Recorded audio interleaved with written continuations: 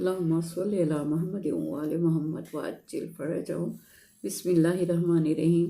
सूरह तहरीम 28वें सिपारे का आखिरी सूरा। इसमें कुल 12 आयात हैं, 2 रुकू। तरतीब नज़ूली में इसका नंबर 107, मौजूदा तरतीब में इसका नंबर 66। किसी चीज़ को अपने ऊपर अस खुद हराम करार देने के बयान वाला सूरा।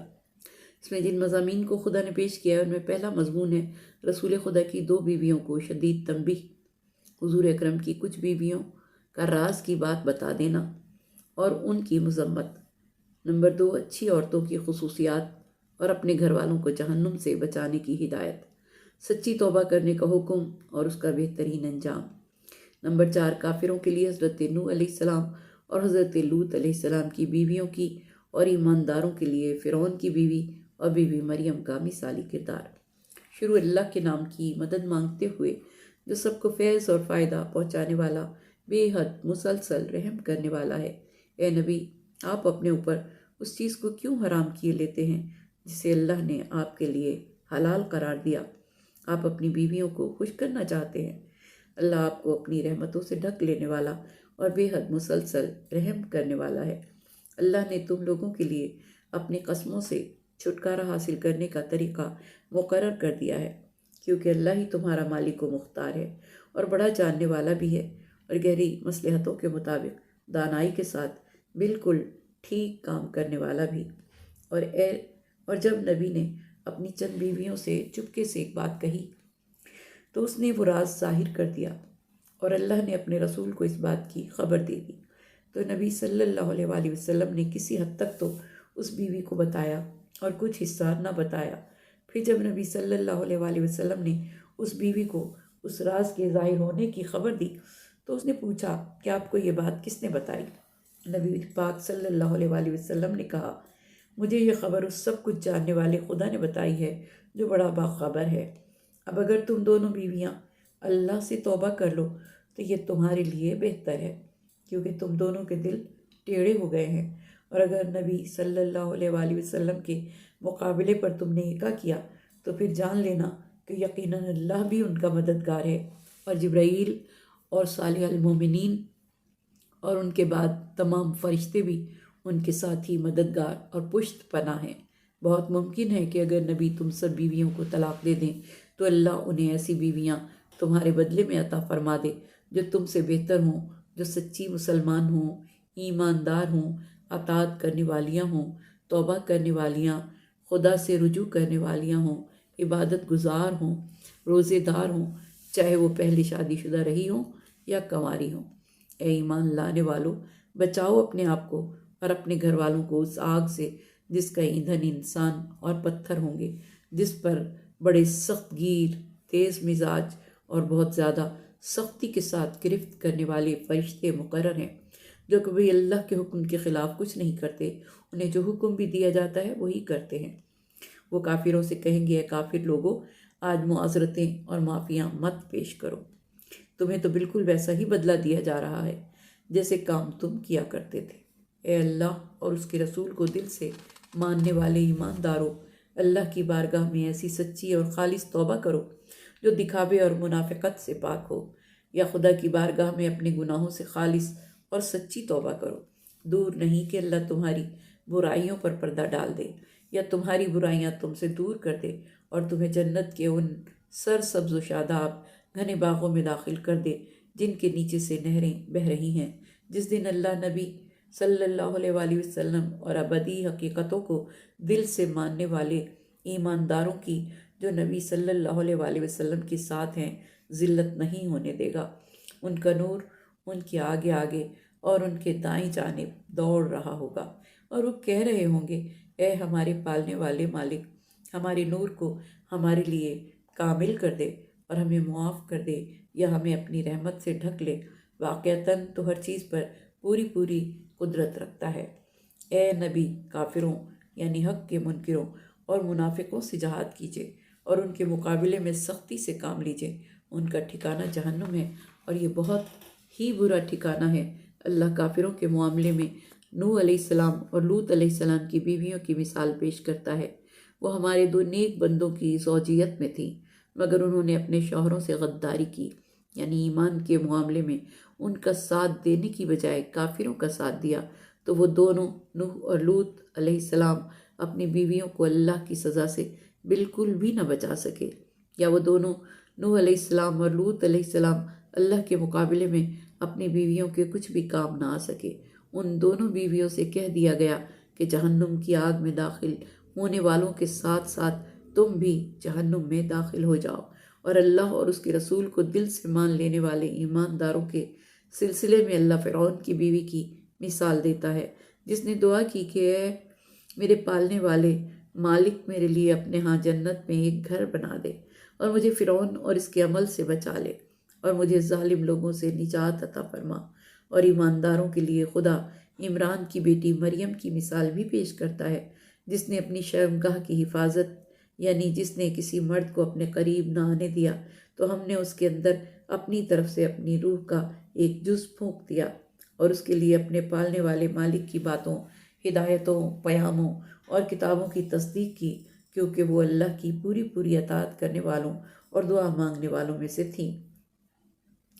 تلاوت کی فضیلت۔ جو شخص سورہ طلاق و تحریم کی تلاوت واجب نمازوں میں کرے گا، اللہ تعالیٰ اسے قیامت کے دن کے خوف و ہراس سے پناہ دے گا اور اسے جہنم کی آگ سے نجات دے گا، اور اسے ان صورتوں کی تلاوت کی بنا پر جنت میں داخل کرے گا، کیونکہ یہ دونوں صورتیں حضور اکرم صلی اللہ علیہ وآلہ وسلم کے ساتھ مخصوص ہیں۔ حضور اکرم نے فرمایا، جو شخص سورہ تحریم کو پڑھے گا اللہ تعالیٰ اسے خالص توبہ کی توفیق عطا فرمائے گا۔ اور حضرت امام جعفر صادق علیہ السلام سے منقول ہے کہ دشمن کو مہربان کرنے کے لیے 21 بار پڑھیں تو اس سے عداوت کی بجائے دوستی حاصل ہوگی۔ اگر عورت یا کوئی بد زبان ہو تو اس کے لیے یہ سورہ پڑھے تو وہ فرما بردار ہو جائے گا۔ اگر ہر روز کوئی شخص اس کو پڑھتا رہے تو کوئی شخص اس کے راز سے واقف نہیں ہو سکے گا، یعنی اگر کوئی اپنے راز کو چھپانا چاہے تو اس سورے کی تلاوت کرے، خدا اس کے راز کو راز ہی رہنے دے گا۔ مرگی والے مریض پر جس کو نیند نہ آتی ہو، اس کو لکھ کر بطور تعویذ باندھا جائے تو مریض کو سکون حاصل ہوگا۔ اگر کسی کو دشمن ایذا دیتا ہو یا قرض میں مبتلا ہو تو 21 بار سورہ تحریم کی تلاوت کرے۔ سورہ تحریم کی تلاوت سے دشمن دوست بن جاتے ہیں۔ شان نزول۔ اے نبی، جو چیز اللہ نے آپ کے لیے حلال کر دی ہے اسے اپنی بیویوں کی خوشنودی کے حصول کے لیے اپنے اوپر کیوں حرام کرتے ہو؟ اللہ تو بہت زیادہ بخشنے والا اور بڑا رحم کرنے والا ہے۔ اس آیت کریمہ کا شان نزول یہ ہے کہ جب حضور اکرم صلی اللہ علیہ وآلہ وسلم نے مختلف ممالک کے سربراہوں کو دعوت اسلام کے سلسلے میں خطوط بھیجے تو اس دعوت کے سلسلے میں آپ نے اسکندریہ کے سربراہ مقوقس کی طرف بھی دعوت نامہ ارسال فرمایا، جس نے آپ کے قاصد کی بہت پذیرائی کی۔ جب وہاں سے آپ کا قاصد واپس ہو رہا تھا تو مقوقس نے آپ کی طرف ایک خط روانہ کیا۔ اس کے علاوہ ایک بہت بڑے خاندان کی 2 کنیزیں بھی بھیجیں، جن میں سے ایک کا نام ماریہ تھا اور دوسری کا نام سیرین تھا۔ سیرین آپ نے جناب حسان بن ثابت کو ہدیت فرمائی، اور حضرت ماریہ جو مدینہ پہنچنے سے پہلے اسلام لا چکی تھیں انہیں آزاد کر کے آپ نے ان سے عقد فرما لیا۔ پھر انہی کے وطن سے خدا نے آپ کو فرزند جناب ابراہیم علیہ السلام عطا فرمائے، جو 18 ماہ زندہ رہ کر اس دنیا سے چل بسے۔ ازدواج کی باریاں مقرر تھیں۔ ایک دن جناب حضرت حفصہ کی باری تھی اور وہ کسی ضرورت کے تحت حضور اکرم صلی اللہ علیہ وآلہ وسلم کی اجازت کے ساتھ اپنے گھر چلی گئی تھی۔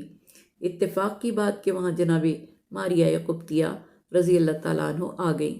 حجرہ انور ابھی بند تھا کہ جناب حفصہ بھی وہاں آ گئیں اور باہر بیٹھ کر دروازہ کھلنے کا انتظار کرنے لگیں۔ جب دروازہ کھلا اور جناب حفصہ نے بی بی ماریہ کو حجرے میں پایا تو برداشت نہ کر سکیں اور پھر رسول اکرم سے کہنے لگیں، یا رسول اللہ صلی اللہ علیہ وآلہ وسلم، میری باری، میرا حجرہ، میرا بستر اور بی بی ماریہ قبطیہ کی یہاں موجودگی۔ یہ سن کر آپ نے قسم کھا کر فرمایا، آئندہ ایسا نہ ہوگا۔ تب یہ آیت نازل ہوئی۔ اس آیت کی شان نزول کے سلسلے میں ایک اور روایت بھی مشہور ہے۔ حضور اکرم کا معمول تھا کہ آپ نماز عصر سے فراغت کے بعد اپنی ازواج کے حجروں میں تشریف لے جاتے تھے اور تھوڑی تھوڑی دیر تک ہر ایک کے پاس ٹھہرتے تھے۔ آپ کو شہد کا شربت بہت زیادہ پسند تھا اور جناب زینب بنت حجش کے ہاں کسی نے شہد بھیجا۔ انہیں آپ کی پسند کا علم تھا تو وہ شہد کا شربت بنا کر حضور اکرم کو پیش کر دیتی تھی۔ اسی وجہ سے حضور اکرم وہاں معمول سے قدرے زیادہ توقف فرماتے تھے۔ بعض بیویوں کو یہ بات پسند نہ آئی، چنانچہ ام المومنین بی بی عائشہ رضی اللہ تعالیٰ عنہ اور ام المومنین بی بی حفصہ رضی اللہ تعالیٰ عنہ نے منصوبہ بنایا کہ جب رسول اللہ صلی اللہ علیہ وآلہ وسلم وہاں سے اٹھ کر جس بیوی کے پاس آئے تو وہ کہے کہ آپ کے منہ سے مغافیر کی بو آتی ہے، نعوذ باللہ۔ آپ کو یہ بات پسند نہ تھی کہ آپ کے جسم مقدس سے خوشبو کے علاوہ کوئی اور بو آئے۔ جب منصوبے کے مطابق منصوبے میں شامل بیویوں نے یکے بعد دیگرے ایک ہی بات کی تو آپ نے جناب حضرت عائشہ رضی اللہ تعالیٰ عنہ سے فرمایا، میں نے مغافیر تو نہیں کھایا، البتہ زینب بنت جہش کے ہاں شہد کا شربت پیا ہے۔ اگر تمہیں ناپسند ہے تو خدا کی قسم میں یہ شربت نہیں پیوں گا، تم یہ بات کسی سے نہ کہنا۔ لیکن انہوں نے یہ بات آگے پہنچا دی۔ حضور اکرم کو بعد میں معلوم ہوا کہ یہ ایک سازش تھی۔ اس بات کا آپ کو بہت زیادہ رنج ہوا، تب یہ آیت نازل ہوئی۔ بعض روایات میں یہ بھی آیا ہے کہ حضور اکرم صلی اللہ علیہ وآلہ وسلم اس ماجرے کے بعد 1 ماہ تک اپنی ازواج سے الگ رہے، یہاں تک کہ حضرت صلی اللہ علیہ وآلہ وسلم سے ان کو طلاق دینے کے ارادے کی خبر پھیل گئی۔ اس طرح ازواج سخت پریشان ہوئیں اور اپنے اس عمل پر پشیمان ہوئیں۔ اکثر مفسرین نے اس بات پہ بھی اختلاف کیا ہے کہ وہ راز کی بات کیا تھی جو حضور اکرم صلی اللہ علیہ وآلہ وسلم نے اپنی بعض بیویوں کو بتائی تھی۔ جب انہوں نے اس راز کو فاش کر دیا تو اللہ تعالیٰ نے اپنے نبی صلی اللہ علیہ وآلہ وسلم کو اطلاع دے دی کہ آپ کا وہ راز نہیں رہا، تو ان کی سرزنش کے لیے آیات نازل ہوئیں۔ بعض مفسرین نے یہ لکھا ہے کہ حضور اکرم صلی اللہ علیہ وآلہ وسلم نے راز کے طور پر جناب حفصہ سے کہا تھا کہ تمہارے والد گرامی میرے بعد خلیفہ بنیں گے، لیکن یہ بات کسی سے نہ کہنا، مگر انہوں نے بتا دی۔ قرآن مجید کی آیت کریمہ کہ اگر تم دونوں پیغمبر کے خلاف ایک دوسرے کی مدد کرتی رہو گی، یہ بتاتی ہے کہ حضور اکرم صلی اللہ علیہ وآلہ وسلم کے خلاف کوئی سازش تیار ہو گئی تھی کہ اللہ کو فرمانا پڑ گیا کہ اگر تم دونوں نے پیغمبر صلی اللہ علیہ وآلہ وسلم کے خلاف آپس میں اتفاق کیا ہے تو تم کچھ بھی نہ کر سکو گی، کیونکہ اللہ تعالیٰ ان کا آقا و مولا ہے، مددگار ہے۔ اور اس طرح جبریل اور صالح المومنین مولا علی علیہ السلام اور ملائکہ ان کے پشت پناہ ہیں۔ جناب امام جعفر صادق علیہ السلام نے فرمایا، صالح المومنین حضرت امیر المومنین علی ابن ابی طالب علیہ السلام کا لقب ہے۔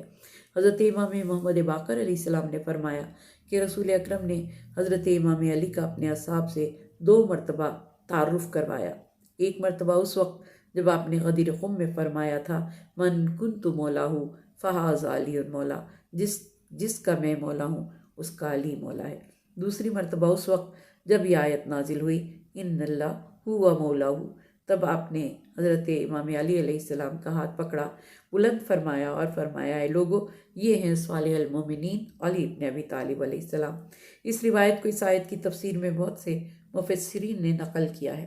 سیوطی نے در منشور میں، قرطبی نے اپنی مشہور تفسیر میں، علامہ آلوسی نے روح المعانی میں نقل کیا ہے، اور محدث بحرانی نے تفسیر برہان میں اس روایت کو نقل کیا ہے۔ اور اس کے بعد لکھتے ہیں کہ محمد بن عباس جو ابن الحجام کے نام سے مشہور تھے، ان نے اس بارے میں شیعہ اور اہل سنت کے طرق سے 52 احادیث جمع کی ہیں، اور ان کی مشہور کتاب ہے ما نزل من القرآن من اہل بیت۔ یعنی اس کتاب کے بارے میں ہمارے تمام علماء کا بیان ہے کہ ایسی کتاب آج تک نہیں لکھی گئی جس میں انہوں نے صالح المومنین علی ابن ابی طالب علیہ السلام کی فضیلتیں بیان فرمائیں۔ رسول اللہ صلی اللہ علیہ وسلم نے اپنی ازواج کے امور حضرت امام علی علیہ السلام کے سپرد فرمائے۔ کتاب کمال دین و اتمام نعمت میں ہے کہ عبداللہ قمی نے امام حسن عسکری علیہ السلام سے سوالات کرنا چاہے تو آپ نے حضرت امام مہدی علیہ السلام کی طرف اشارہ کیا کہ ان سے پوچھو۔ وہ اس وقت اپنے بابا کے دائیں زانوں پر تھے جب انہوں نے پوچھا کہ رسول اللہ صلی اللہ علیہ وآلہ وسلم نے اپنی ازواج کے طلاق کے امور حضرت امام علی علیہ السلام کو دیے تھے، تو آپ نے فرمایا کہ جی ہاں۔ تاریخ میں ایسے بہت سے بزرگ گزرے ہیں جن کی بیویاں ان کے شایان شان نہ تھیں اور ان میں ضروری انصاف نہ ہونے کی وجہ سے انہیں تکلیف اٹھانا پڑتی